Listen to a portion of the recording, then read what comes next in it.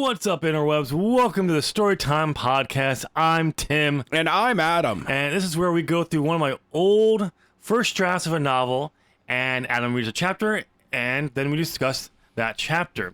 This is the second season of the Storytime Podcast, and we're going through my second novel I ever wrote, Marks of Eilira, Strangers from Another World. And we're wrapping it. We're in the closing chapters, Adam. Yes, we are. Oh boy.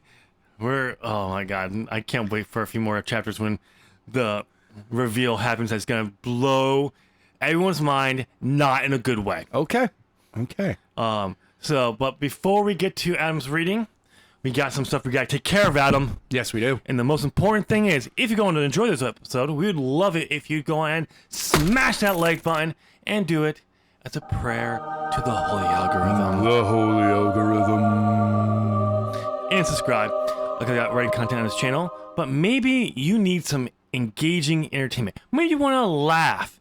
Why don't you go check out Adam's terrible gameplay channel? Adam? ZOP Gaming. We put the quotes around pro.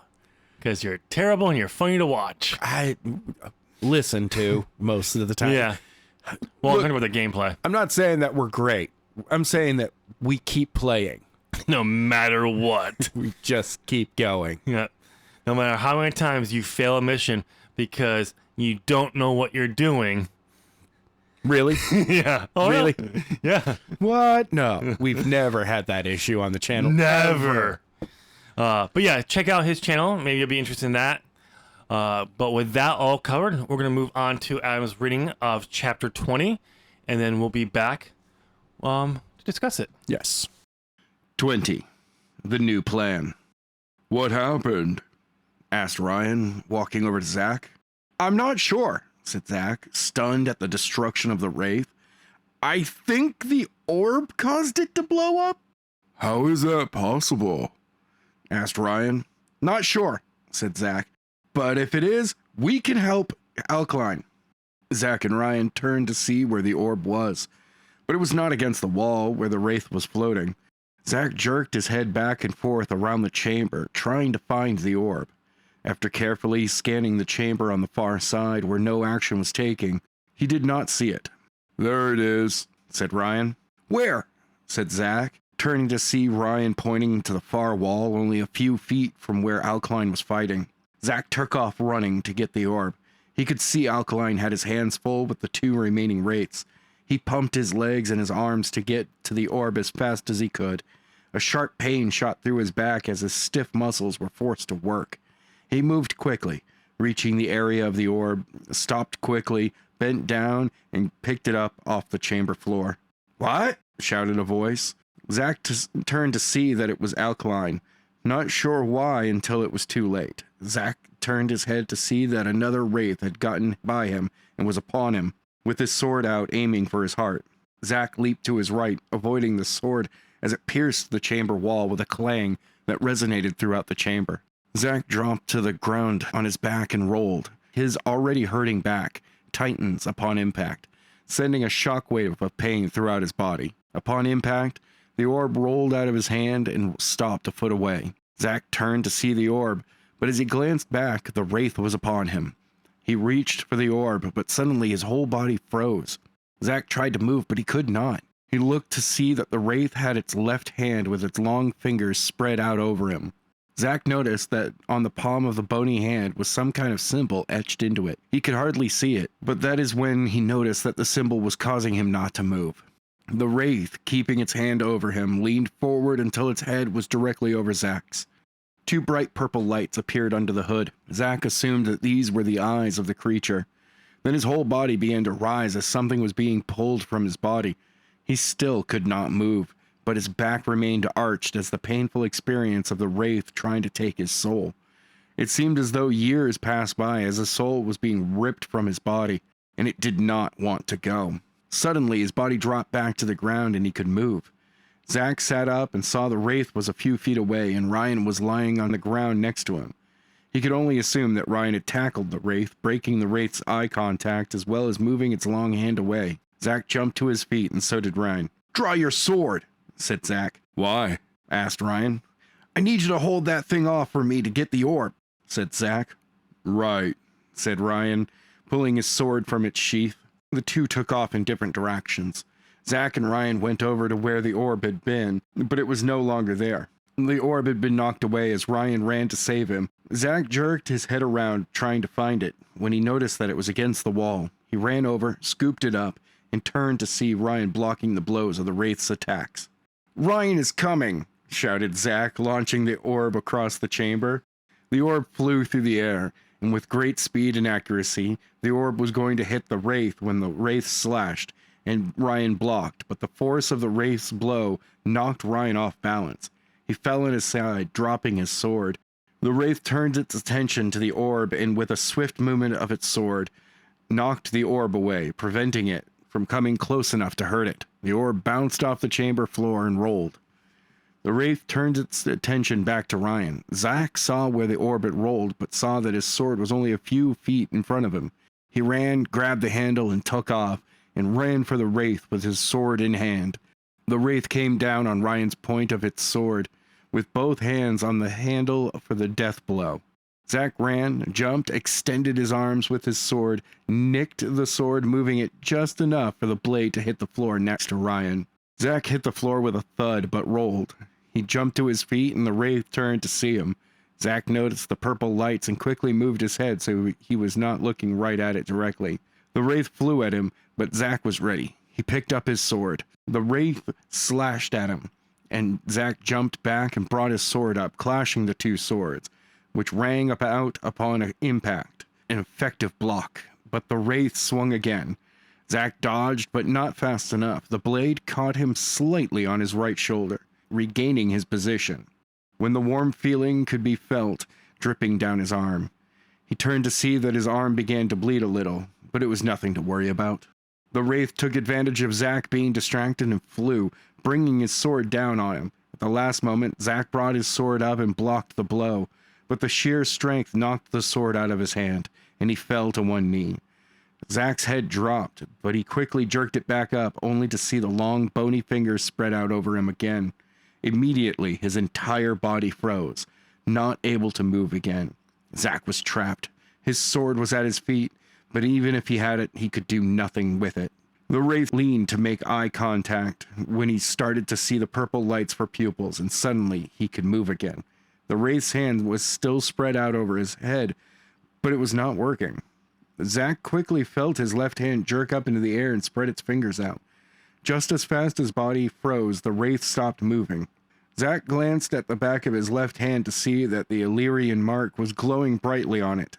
He realized he was somehow using the Wraith's own ability against it. And that is when a giant bright flash shot from the Wraith and forced Zach back, throwing him to the chamber floor once again. Once the flash vanished, Zach sat up to see what had happened. But all he saw was Ryan standing just a few feet away from where the Wraith was frozen. That's when he noticed on his right hand he saw the orb. While he fought with the Wraith, he went for the orb. While the Wraith was frozen, he touched it with it, causing it to explode. Zach was thankful that his friend came to help him out. Ryan walked over, extended his left hand. Zach grasped it, and he pulled him to his feet. "A little help?" shouted Alkaline. Zach and Ryan turned to see that Alkaline was on the floor of the chamber with the Wraith upon him, trying to kill him. Ryan did not hesitate. He chucked the orb in the direction of Alkaline, but it was a little short. The orb hit the floor of the chamber and rolled. The orb came to rest right at Alkaline's side. He grabbed the orb and brought it right up to the Wraith's hood. The blood-curdling scream came as the Wraith threw itself backwards, allowing Alkaline to get back to his feet. As he got to his feet, the blinding flash of the Wraith exploding hit him. He caught his balance so he would not fall backwards. Moments later, the light faded, and all the Wraiths were gone. Zach picked up his sword once he could see again and sheathed it, as did Ryan. With their weapons once again at their side, they walked over to Alkaline, who was sitting against the chamber wall. Zach saw him doing something, but as they grew closer, he saw that he was treating his wounds. The orb rested against the wall right next to him.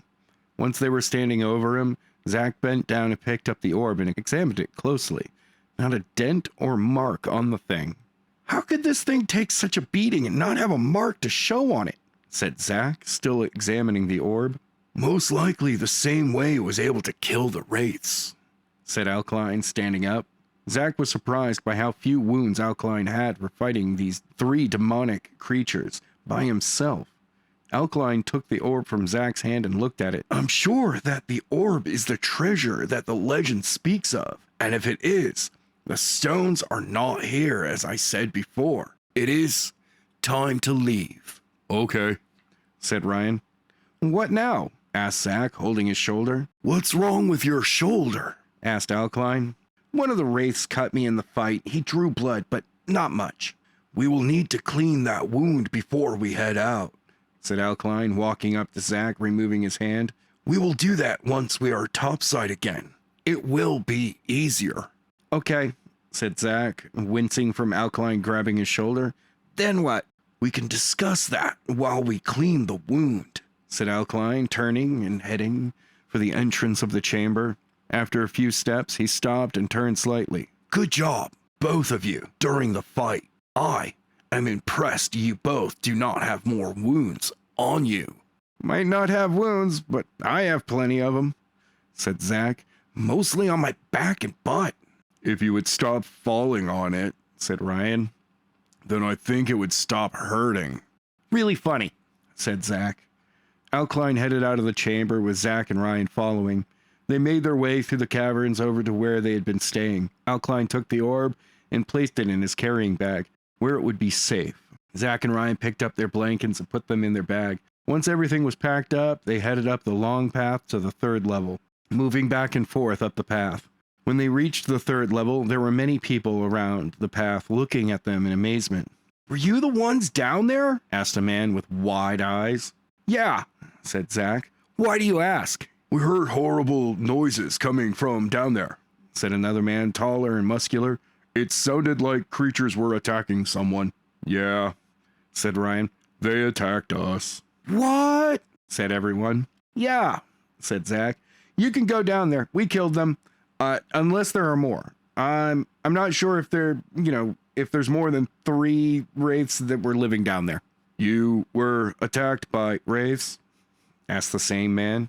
Didn't he just say that? Said Ryan. How are you alive? Asked the man with wide eyes. Don't ask me, said Zach. I'm still trying to figure that out myself. Let's go, said Alkaline, making his way through the crowd of people. Zach and Ryan followed him and took the long way to get back up to the surface. Once on the 1st level, they were surprised by how many people were searching the caverns. They were all trying to get down to the lower levels. News had reached them already that the wraiths were killed on the bottom level, and everyone wanted to be the first one to search for the treasure. When they finally reached the entrance of the cavern, the line to get out was not as long as they thought. Within minutes, they were standing out in the sun.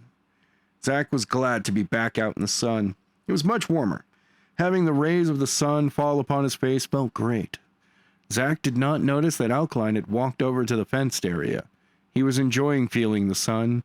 He just stood there for several minutes, enjoying it when he heard someone speak, bringing him back to reality. Come on, you wretch, said a voice. We have a long journey ahead of us, and I will not let you drag the whole way.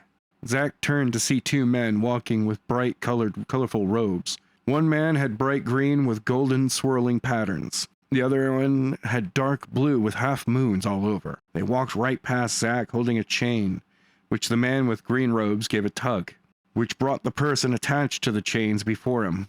It was the girl he had seen when they first arrived. However, the person who held the chains was different. From another hard tug, she tripped and fell on the ground before him. Zach quickly knelt and offered his hand. The young girl looked up at him, surprised to see someone willing to help a slave. Zach was surprised by how beautiful she was. That fight to be free was still in her eyes. He noticed how the sun caught her eyes. Her long brown hair lay over her shoulder, and Zach felt sorry for the girl, knowing slavery is wrong, but he did not know the ways of Eilira. The young girl reached up and took his hand, and Zach pulled her to her feet. Why, thank you for helping up our slave, said the man with bright green robes. How can someone so young be a slave? Asked Zach, turning to look at the girl's owners. We just bought her, said the man in blue robes. We do not know how she became a slave, but it is for her mere age that we bought her. How can you go along with such a vile thing of slavery? Asked Zach. Listen, boy, said the man in bright green robes. You do not have the wealth we have, and do not understand our ways. Again, thank you for helping the girl up, but if you hold that tone with me, I'll see how good you are with that sword. From the look of your shoulder, you're not very good. Come on, said the man with the blue robes. The two men turned and walked away, pulling the young girl with them. She moved along with them, turning to look at Zach one last time and mouthed, "Thank you." She then turned and kept watch of the way she was going so she would not fall. Zach was not happy to see such a beautiful girl trapped in slavery, but there was nothing he could do about it. He was in no shape to fight again. Zach turned to see where Alkline was, but did not see him. Ryan was nowhere to be seen either. He took a few steps looking around, then he turned and saw them both standing next to the fence area. Zach slowly walked over to where they were, his back still sore, but nowhere near how his cut on his shoulder was feeling. Every little movement was a searing pain through his arm. It took him some time to reach the fence. By the time he got there, Alkline and Ryan turned to leave. Where have you been? Asked Ryan. I didn't see you guys walk over here, said Zach. Did you get the horses? No, said Alkline. I was just paying the man so he would keep. We need to clean that wound before we do anything else. Let's go over where it will not be so crowded, and I'll clean the wound. The three walked through the crowds of people until they came to a patch of field where there were not many people. Alkline dropped his bag and began pulling out a cloth and a jug of water. Zach pulled off his tunic and carefully removed his chainmail, which he dropped onto the ground before him. He took a seat on the ground, and Alkline dipped the cloth into the water and began wiping the dried blood from around the wound. Within a few moments, Alkline could see the slash was not deep, just broke the skin in some vessels. The cut was clean and long. It went from the top of his shoulder right to where the chainmail ended, down to the middle of his arm. That wraith caught you good, said Alkline, dropping the wet cloth.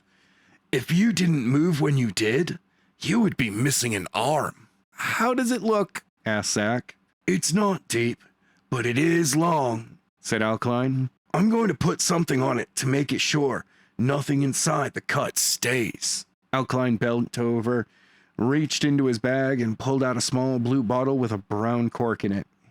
Pulled out the cork and slightly tilted the bottle as 3 drops fell and landed on the cut. Zach jerked as the beads hit his cut. A burning feeling raced through his arm.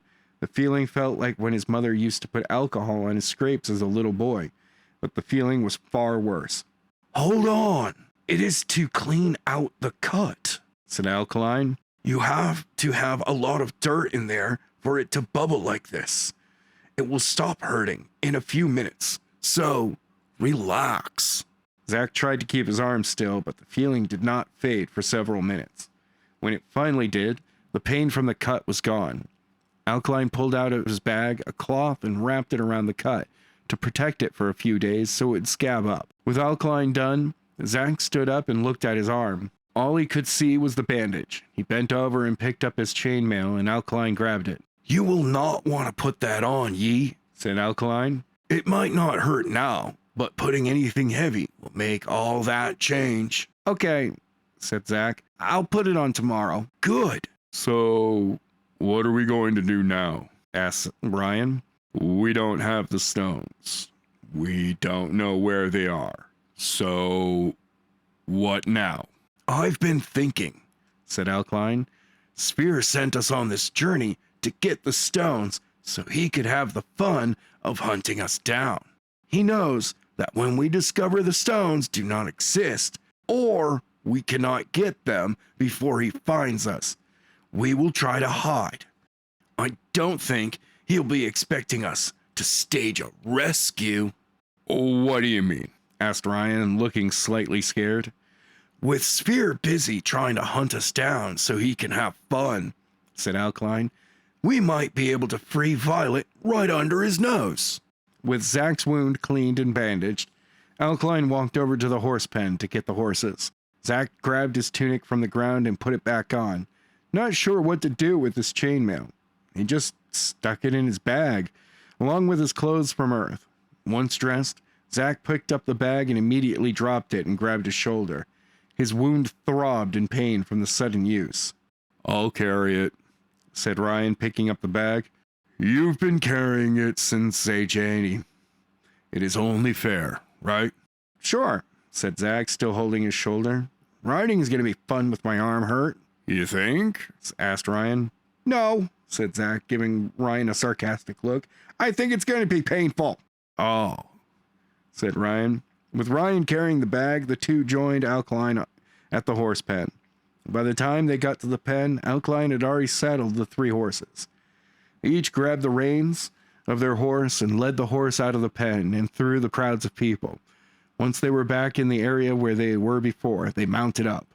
Zach took it easy getting on his horse, not wanting to aggravate his shoulder. However, it was not his shoulder that ended up being the problem.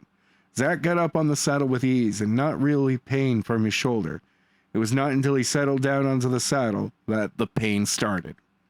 His butt began to ache the moment he sat down, and a shockwave of pain shot through his bottom.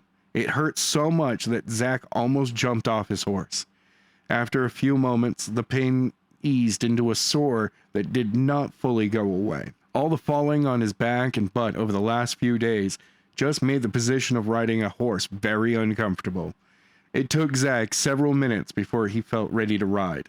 When he was finally ready, they snapped up his reins and jabbed his horse in the side, and off they were. The 3 took off riding southwest. Zach was not really sure exactly where they were going. They rode fast, and the constant movement never allowed Zach to get fully comfortable. His butt hurt most of the trip. It was about 3 hours before his butt went numb and he could finally enjoy the ride. Just as his butt got numb, they arrived in Shorn. Zach was not so happy that his butt finally got to the point where it was not hurting and they were getting off. At the front gates of Shorn, they all dismounted, Zach getting off last. Once they were off, they took their horses into the city. As usual, Zach and Ryan followed Alkaline through the streets, turning down side streets so often until they were in the heart of the city. Zach was not sure where they were until they passed the boat rental they used to get downriver.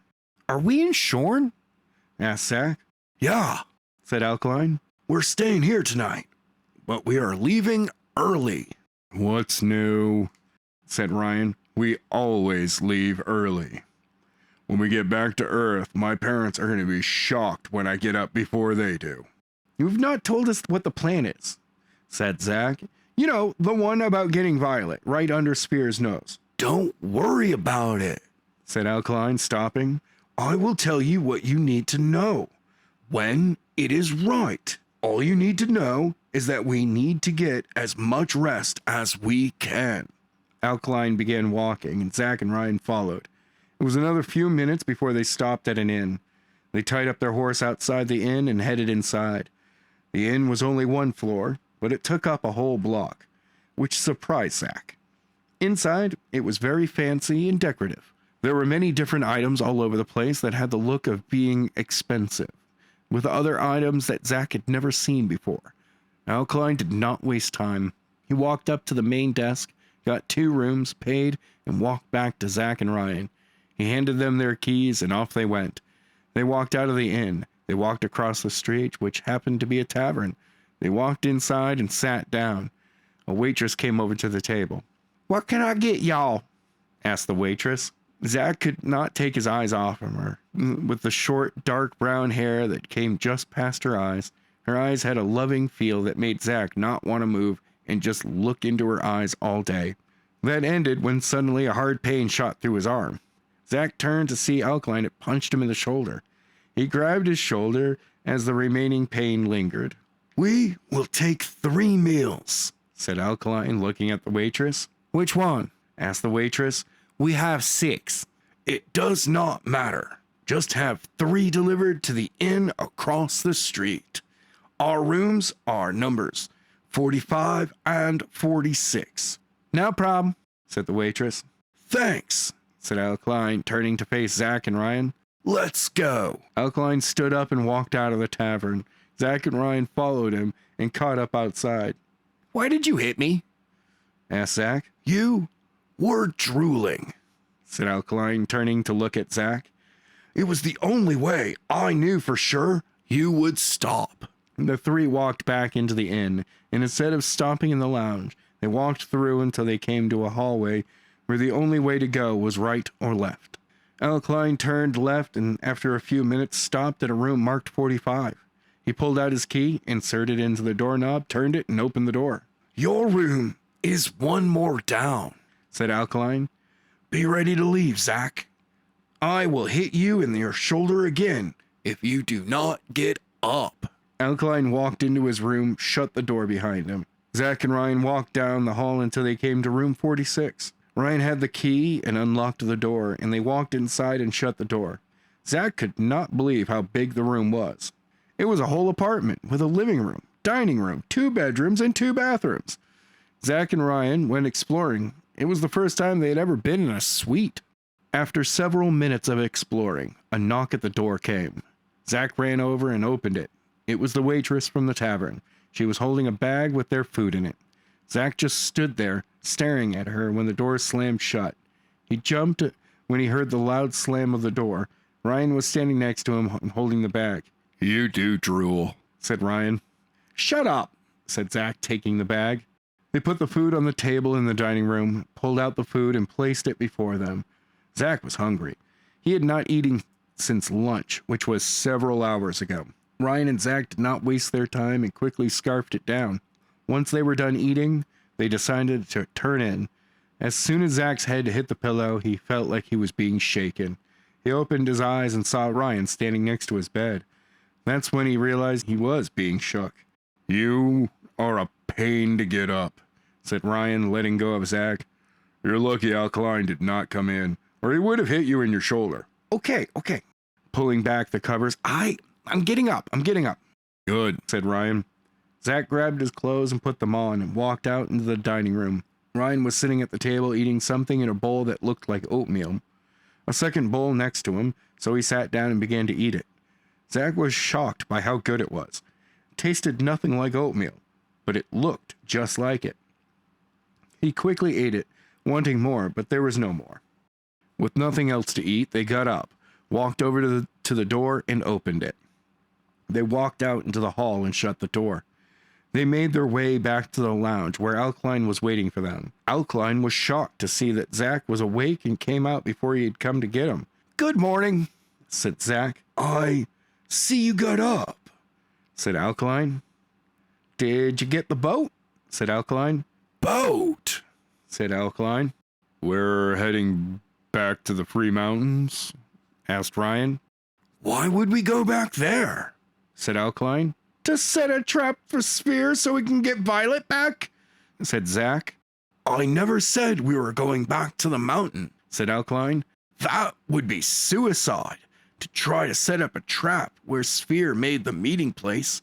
He picked it because he knows it. Then where are we going?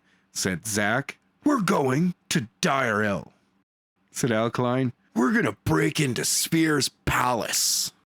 Adam, why were you looking through the chapter? Is there something you want to point out? No, not really. Not really. Sure. Go ahead. Wait, no, sorry. I went too far. Oh, you went in the book. I went all the way to chapter 19. That would not have been good. You didn't go too. Didn't go far enough. You mean? Yeah. This is. Okay. Go ahead. I'm just gonna say this now. The previous chapter, I said my piece on splitting that up. Yep. This would have definitely been part of The last chapter? the second half of the last chapter. At the very beginning. Yeah. I would have to say, as I thought about it, I'm like, no, I think the ending, would have been better. If you're going to split it, you split up on the destruction of the first one. Yes. Not where soon after that one. Me, no. No, but yeah, this probably a good portion of this chapter could have been in the last chapter, and that would have helped with the lack of the searching. Yes. That was just over and over. I just, the battle was okay. There were a bit too much of action happened. Now everyone is standing around and just watching. Yeah. I still And Alkaline being like, a little help over here, guys. the guy who's the most experienced in the room needs a little help from some two teenagers who don't know how to fight. Who are chatting with each other. Just chatting. I still stand like I keep saying this was probably one of my best fight scenes that I wrote at the time. At that time. But I think I'm confusing it with a later version of the story, not this one specifically. Because again, if I haven't said enough here, I'll say it again, and I'll probably say it 5 more times before this podcast season ends. I've rewritten this book 3 or 4 times, switching the POV from third to first, and writing it again from scratch. Oof. And so trying to figure out which one version I'm thinking of is almost impossible. Yeah. Like to the point where something that happens later in this book, this chapter, I forgot that even happened when I was preparing this for the reading. I'm like, oh yeah, I just had her go there, not in the Dungeon of Spears dungeon, like in later versions. Okay. But yeah, one thing I wanted to point out, the symbol, Adam, on the palm of the race hand. Yeah. Yeah, I stole that from my friend Norton from when I was in Bible college, which I don't have a problem stealing from. Oh, okay. Because he had an idea for like a weapon device, kind of like that, which he just stole from Stargate. So Yes, of course.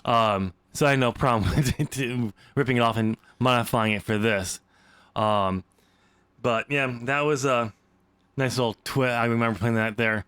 And we do get to see a unique ability Zach has here. Yeah. You know what it is? He basically did what... his ability to steal other people's powers. Yep. Which, ironically, I think I always wrote with the idea of him always having, but it was always meant to be later on at the same time. I can't remember now. But yeah, we get the taste there. And that will come back into play later. So it's not like a one-off, it's just a little tease here. Like so much of this chapter is for a later story that I never wrote yet. Yeah. Is that actually comes back into play. Like a full-on section with a character. Oh yeah, we'll Which... well, let's get there. Why not? Yeah, why not? Why did we need... But first, one more thing really quickly. I just wanted to point out. If Alkaline he's worried that Zach and Ryan might see some action, why didn't he give them some actual lessons on how to fight? I don't know. Surprisingly, they held their own. Barely. Still? Zach only survived because of plot armor. I mean, because he had the orb. Plot armor. Plot armor. And honestly, that orb does have purpose later in the story, but I also wanted it was a way to help someone who's not trained to fight off. At the time, I thought it was a good idea. I still think it is a kind of good idea, but again, this is only my second novel I ever wrote, and I was still very new to outlining. Yes. And trying to figure out a flow of a story. It's great. I can see that there are times where you are, this chapter in particular, where it's like, I have to tell people this so that it can be used later on. Yep, I'm pretty sure it was.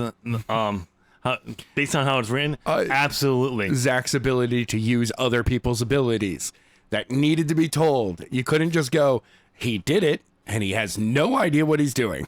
Yep. Even Alkaline's like, hold up. You can do that? I didn't know I could do that. He didn't say anything he doesn't say anything. Nothing. Alkaline holds way too many cards to his chest. Oh no, Zach didn't say anything. Oh, I know. So like it's not even Zach. Like, Zach would have been just like, I don't know what I did. I don't get it either. He didn't realize he did it. He's like, okay, what's going on? But decides not to mention that to the one person who might be able to answer the question. No. No. It's Zach logic. Yeah, it's Zach logic. Oh, by the way, also, how did Alclin know to use the orb when he was tossed to him? I don't know. Because there's like no like. He just goes use it, and he's like, okay. He catches it, and he's like, He just holds it up near the guy, and they yeah. blow up. Which I don't know. Are they are they corporeal or incorporeal? Both. So that means that there is at least some physical substance that gets moved around when they explode. Yeah. So these guys are covered in wraith guts. Not as a gut, but dust, yes. Ironically, this is one of the few creatures that actually has lore built into it. Oh, how okay. wraiths come about. Like, it's never covered in this story. No, of course not. But I did the whole backstory, so I knew what was going on, like why they did the thing, but I never actually get it explained. And Okay. yeah, it never felt like it. I wanted that. It was more of a me thing, and it honestly, there's no place to really put it. I mean, before they went in, before they even go in, Well, Alkaline can explain to them that there are wraiths. but, That's why people don't go down there. but does he know what they are down there, or He doesn't? does. He would know what a wraith is. Well, no, does he know that's what's down there? Oh, yes, because people mapped it. His one friend who mapped it. Yeah. Which was really him because he has aerial that doesn't need that map. I know that thing. That's a cool ability, but that broke this story so hard, and it's not the only thing that's gonna break this story. Oh, by I the know. end. I know. Okay, but let's see. After they defeat them. Yeah. They recover. They Zach, tell the crowds, hey, we're the ones who saved the day. Zach- There's no more wraiths down there, as far as we know. Zach did get injured. He's got to get taken care of, but that's in a little bit.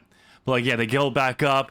Like, what's going on? Like, we heard noises. Like, oh yeah, the things that were down there were wraiths. Yeah, we took care of them. What? And then everyone's rushing to go down there to try to find, because no one is willing to go down there. Yeah. All in the word that these three people did take care of them. Well, hold on. I like that. Zach. Yeah, said Zach. You can go down there. We killed them, unless there are more. I'm not sure if there are more than 3 wraiths living down there. we took care of 3, Yeah. and then we're leaving. That might be all of them, but we're not sure. But that was enough for them. And they're like, all right, we're gonna rush down there.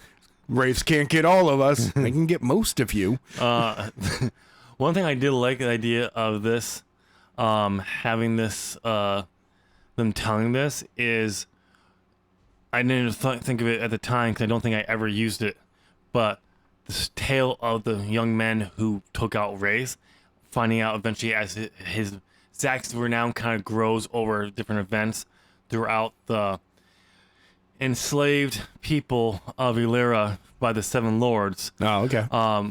Grows.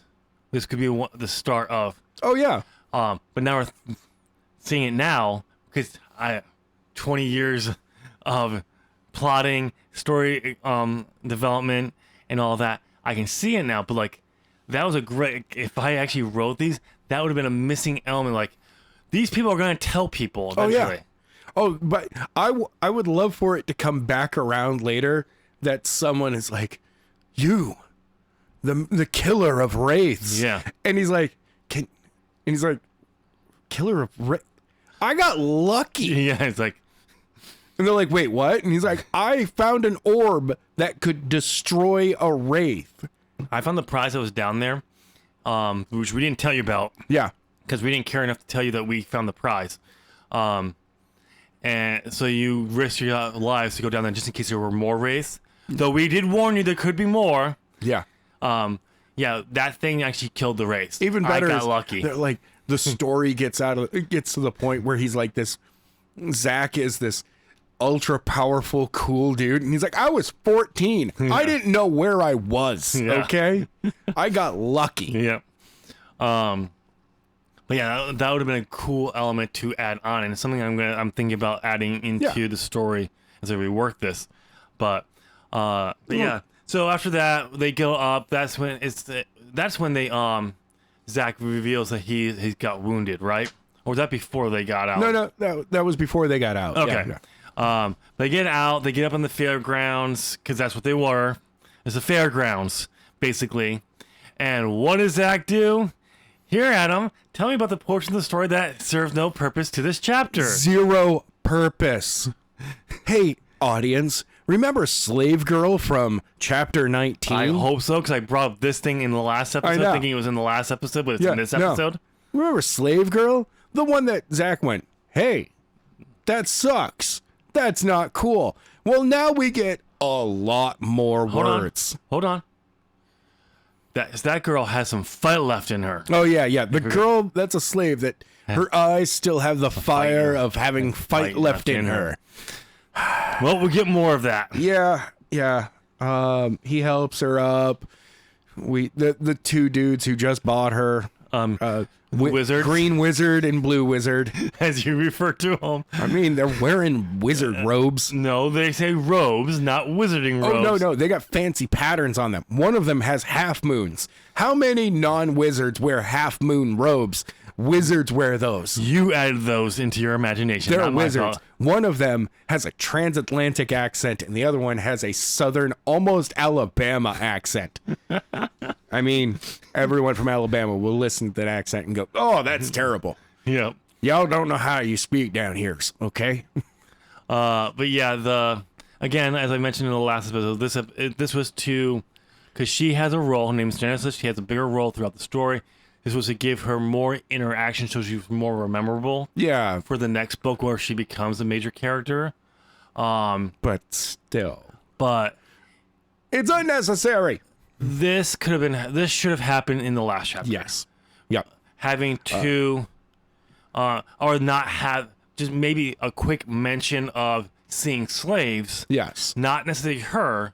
Nope. And then having this scene where he interacts with one. Right. That will be so we're not having the same also double take. I love the fact that, I know that you were trying to do this, which was, come along, wench. Yeah. But that's not the word you used. What did I use? Come on, you wrench. Oh. Yes, they called her a tool. Well, when we learned what she's going to, to be, she kind of fits. I don't need to know any of that. But yeah, we bought her. I'm like, oh, all right, cool. And that takes so long that Alkaline and Ryan just leave. Yeah. They're like, you know what? We screw this kid. We're out. But yeah, her positioning in later versions of this story have her in the dungeon of Spear's palace. Yeah. And she plays a role in the next chapter that we'll be reading in the next episode. Which I think was a better fit, as a better introduction to her, because you get she's more in role what they're actually doing, and then just this kind of cameo. I do like cameo scenes for characters that will become a bigger player later on. Yeah, but for this one, you have to have a purpose. Yes.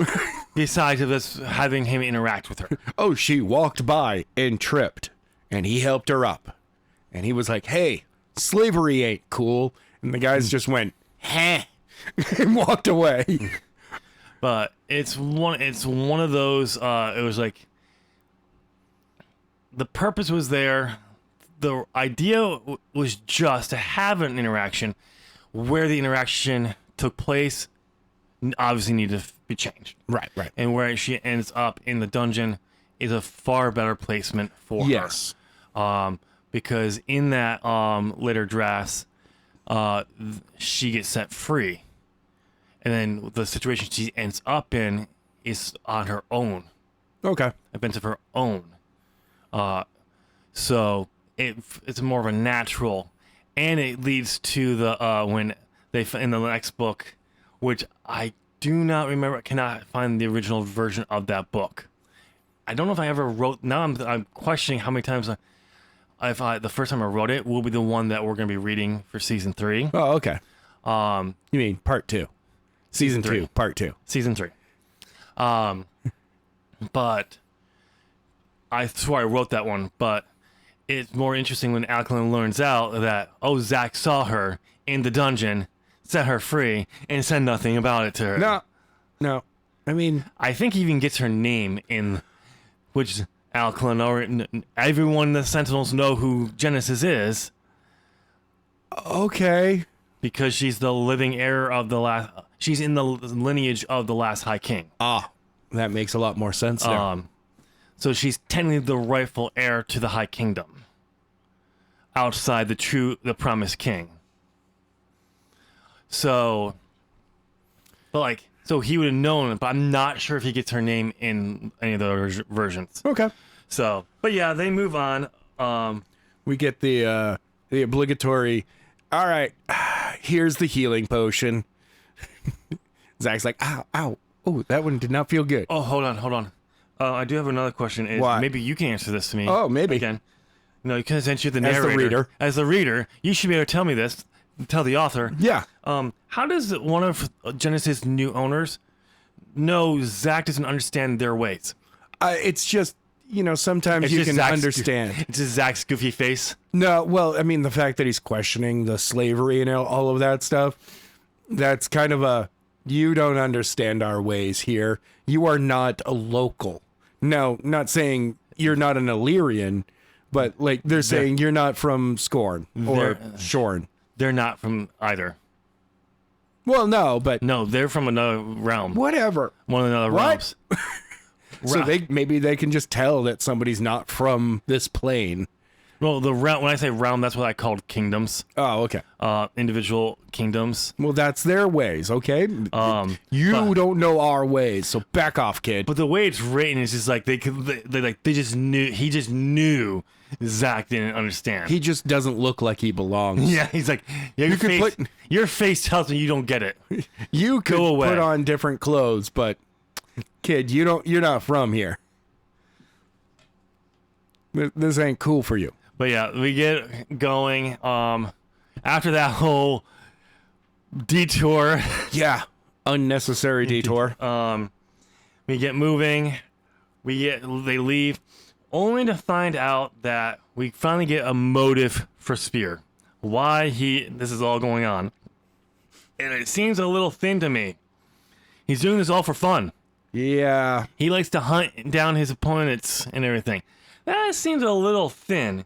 It's almost like the author was trying to justify this adventure somehow, because something in the future is going to make it pointless. Yeah, we get, that gets taken care of. Basically, it's like, hey, Sphere is going to come just trying to hunt us down. Yeah. What he won't be expecting is us showing up at his house. Yup.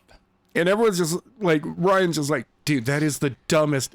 I mean, I'm in.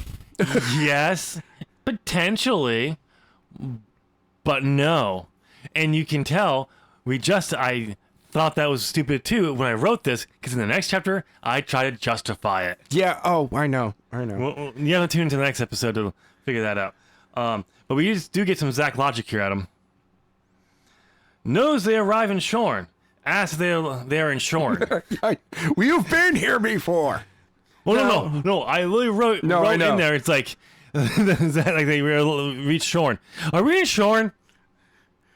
At the front gates of Shorn, they all dismounted. Zach getting off last. Once they were off, they took their horses into the city. As usual, Zach and Ryan followed Alcline through the streets. The amount of "and Zach and Ryan followed" over this chapter and the next one is kind of ridiculous. No, not just that. But throughout this entire book.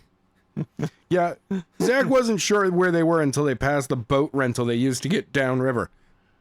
I recognize that we're in Shorn now. Are we in Shorn? Yeah. Yep. Zach logic. Yeah. Oh, By the way, my take on Ryan during this chapter and the next chapter is that he's done. He's like, you know what?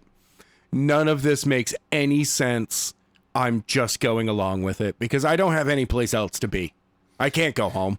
And my only big takeaway from this one is, how small are these rooms at this inn if they have numbers all the way up to and beyond 45 and 46? Wait, how long is the building? Yeah, it's if huge. All the rooms are suites, and it's one floor. Don't worry about it. Don't worry about it. Clearly did not think through that when I Bigger wrote on the that. inside. Magic. Magic. Got it. It's all magic. There are multiple floors in this one-story building. Got it. Okay. They go into different planes of existence. Okay. You get the wrong room, you might not come back. You mean you might end up in Sean's dungeon? Yeah. Yeah, you might. You just might end up there. One room just randomly. It's like See, that's the room Alcon should have gotten. They could walk right into the dungeon. Exactly. And they save them a journey, but no. No. So, and people do rent that room because they want to experience what it's like to live in a dungeon Only for the night. Only to realize that they don't get to leave that dungeon. Yeah, once then they're after. stuck. They're stuck. It It's sucks. a one way. Once you go in, you can't come out. That's actually Spear uses it to catch his enemies. Yep. He tells them, "Hey, rent this room out to these people who are wanted." Yeah. And they're like, "Okay, we'll do it." And he just collects them. Yep. But yeah, that's basically all my notes, because everything after this is pointless. It's a lot of go across the street. Is that in this chapter or is that in the next chapter? Oh no, that's in this chapter. Yeah. That's Just bring that up. Talk about it. 'cause that's before they got to the room. Oh, okay. Okay. You ready for this? Yes. Everyone, you heard the chapter, so you know. Tim wrote that the guys left the hotel or the inn to go across the street to the tavern, where they sat down and said, "Bring me a meal." And the waitress went, "We have 6 meals. I don't care which one. Just bring it to me. At the hotel, at the inn across the street. My room number is this." And she went, "Okay." And Zach was drooling. Yep. And he never paid for No the one meal. ever paid it. He just walked back over. I think they might be part of the same business. Maybe. But it does not read that way. No. That really was somebody just showing up. Bring me the meal. Which Over meal? there. Oh, in my room. And then that was it. Yep. And then the boys went back and they got their meal, and girl showed back up again, and Zach drooled. Again. It's like he's never for seen like a female. the third time in this chapter. No, it's like he's never seen a girl. No, he is just immediate. Girl.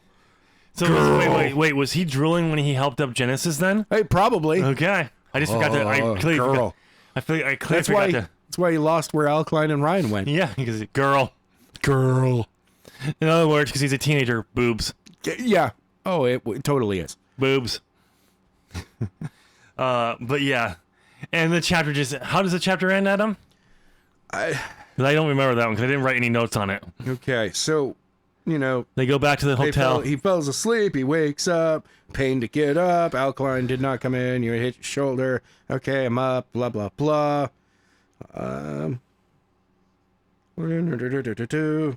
Good to see you get up. Did you get a boat? Boat? We're heading back to the Free Mountains? No. Yeah. And then it's just like, hey, even though I've already told you in this chapter that we're going to Spear's house, it's time to drop the hammer and go to Spear's house. Yeah. And that's where we end with that chapter. We're going to Spear's house. Even though you know that we're going to Spear's house. It's like, all right. See, remember, Adam, Zach is cool because he cooks katanas. Yes, remember, Zach is cool. But he doesn't. But that doesn't mean he remembers things. So Alkaline has to repeat himself A lot. a lot. Quite often. one of the reasons why I'm pretty sure I repeat, not like that, but repeat stuff multiple times, because the idea of Were you reminding yourself? No, reminding the reader Yes. of things that come, consider down, time could pass, and everything, which kind of conflicts with actual writing advice of trusting your reader, and not explaining it over again. But that advice doesn't adjust, take into account your audience. Right. Younger kids and young independent Remind. you have to remind them a lot, because it's still not new to them. YA at the time I was writing this is just kind of forming its niche as an official YA group of what will become the genre of it is today. And so no one knows, like, how often should you remind people? Should you not remind people? And I remember saying, you gotta remind people. Okay, I'm gonna remind people. Did a little too much. Yeah. Yeah, you did. Didn't do enough in my first book, but I did enough here to make up for it. Yeah. I did so much here, I made up for not doing it in Angelic Wars. Oh, good. Good. Yeah, I was compensating for my lack of my first time. I mean, it's okay. But yeah, it's just it's a way to end a chapter. Yeah. I mean, it actually is a kind of a cool, put down the mic and just like, we're going to his house. Yeah. We're going to get this guy. We're going to rescue Violet. And it's like, hell yeah. Yep. So, but The Doom music is starting to play quietly in the background. But yeah, there was a lot in this chapter that did not need to be here, No, not at all. or could have been in the last chapter. Or could have been someplace else in the book. But no, I put it here. Yeah, you did. You did. So, okay, if we're gonna fix this chapter, we're already starting to talk about it. Let's talk about it. There, part of the information in this chapter could have been part of a previous chapter. Yep. Part of this information could have come later in the book. Basically, Genesis can Yeah. show up later. Yep. That was. Because she was mentioned earlier. Yep. Already Okay. covered that. The Wraith fight should have been part of the previous chapter. Heading the plan. There should have been a meeting of a plan, at least to let Zach and Ryan know what they're doing. Well, that's what they're doing right now. That should be in this chapter. Well, we don't want to tell the plan, so when it's enacted, we see it for the first time. Or at least have them, like, a scene where Alkaline has informed them of what his plan is. Because as of right now, it doesn't seem like he's telling anyone what to do. But yeah, my main thing would have been to basically take this chapter, put the stuff with the Wraith in the last chapter. Yep. This chapter into the next chapter, Probably. and there it is. Basically, that's what it comes down to. That's how I would fix it, because there's nowhere, just taking what was left over is not enough for a chapter, Right. because nothing happens, basically. No. This is a whole lot of nothing really happens. Stuff did happen. Except for Zach drooling. See, something happened. It's the first time he ever saw a girl. No, it's not. Even though He's Violet's on a a girl. rescue mission for his girlfriend. Or not girlfriend. And apparently Penny's not a girl Yeah. that he's in love with. Okay. Yeah. But yeah, it's one of those things where it's just like, there's enough, there's stuff that we need, but to be its own chapter, it doesn't exist. Yeah. You fix it by the beginning of the chapter of the race stuff and all that, put that in the last chapter, and you put the rest of it into The next chapter. You cut down on a chapter there. Instead of 25 chapters, you have now 24 chapters. I mean, honestly, it should have been like 65 chapters, but that's just me. But that's how I would fix it, and go from there. But how we'll know if it's actually a good fit until the next episode, because we won't know if it actually will fit there. But We're assuming it will because It could. how wouldn't it? It could. Maybe there's a potentially it doesn't fit, but I doubt that. But what are your thoughts? Did you enjoy this? Do you agree with us that just splitting this chapter into and adding it to 2 other chapters is a better fit? Let us know down in the comment section. Since you made it this far, we're assuming you're enjoying this episode, so why not go and smash that like button and do it as a prayer to the holy algorithm. The holy algorithm. And subscribe because I got writing content on this channel. What's best suited for you will be on screen, and maybe you need a good laugh. And why not go laugh at Adam and his friends as they try to play video games Heck yeah. in their 40s? Heck yeah. Adam? ZOP Gaming. We put the quotes around pro. Okay. That's going to be our new catchphrase. It works. There's a link to his channel on screen as well. Pick something. We'll see you there. Thank you so much for listening. Bye.